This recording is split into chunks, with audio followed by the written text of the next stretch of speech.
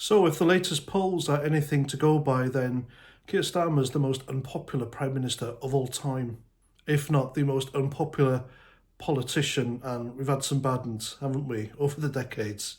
But this guy is something else, and why is he still in power? Why have Labour MPs not risen up and just got rid of him? Why haven't they ostracised him from the party, from Prime Ministership, from the Premiership, from the government? This guy will not win them another election. If there was another election tomorrow, you won't like to hear this, but I think the Tories would coast it. And I think the Tories would coast it because reform, they just haven't pulled it out the bag. They really haven't. You've got Richard Tice putting his foot in his mouth every other tweet. You've got Nigel Farage, that disastrous interview he did regarding immigration, and Reform voters, they don't want to hear what he said. And I know Reform are still winning the odd council seat here and there, but they need to do more than that, much more. I think they've got an uphill battle. I really do think Reform have still got a lot of work to do, despite getting, 4 or 5 MPs into Parliament.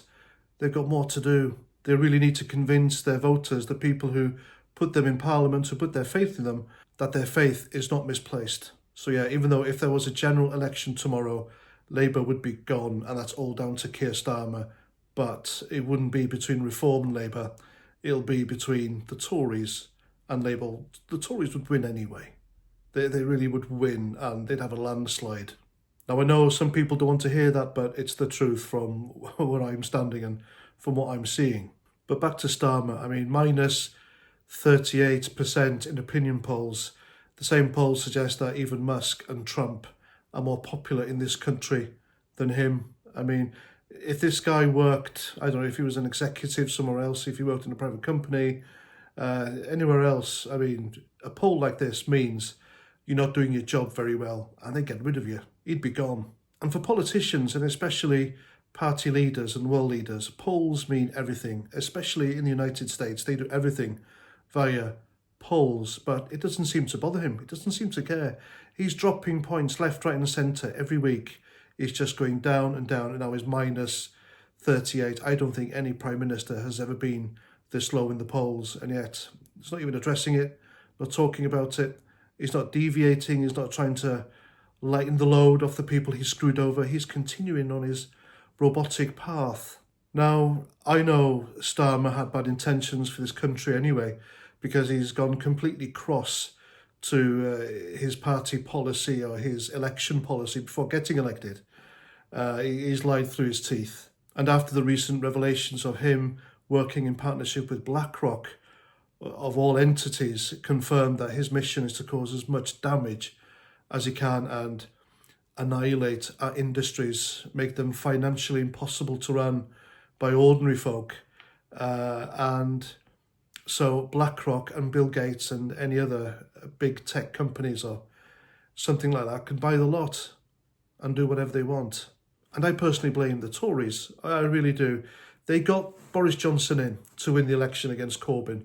Give the devil his due, all right? The hairy communist fool that he is.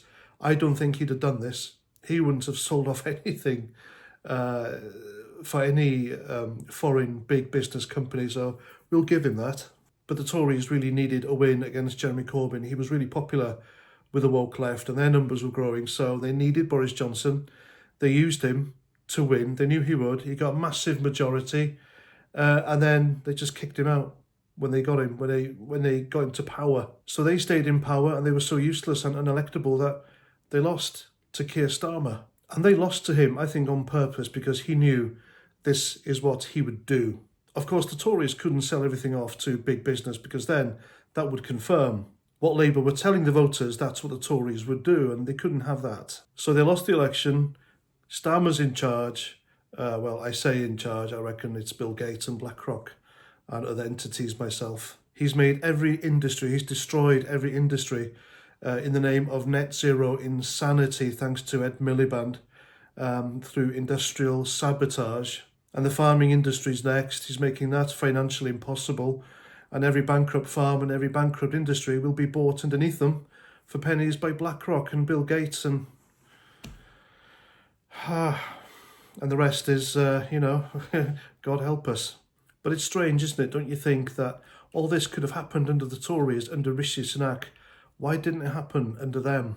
Why is it all happening now on such a fast pace, on steroids, under Keir Starmer and this Labour government? And the fact that the guy is at minus 38 in the polls and they're not doing anything about it, they're disregarding the polls, tells you everything.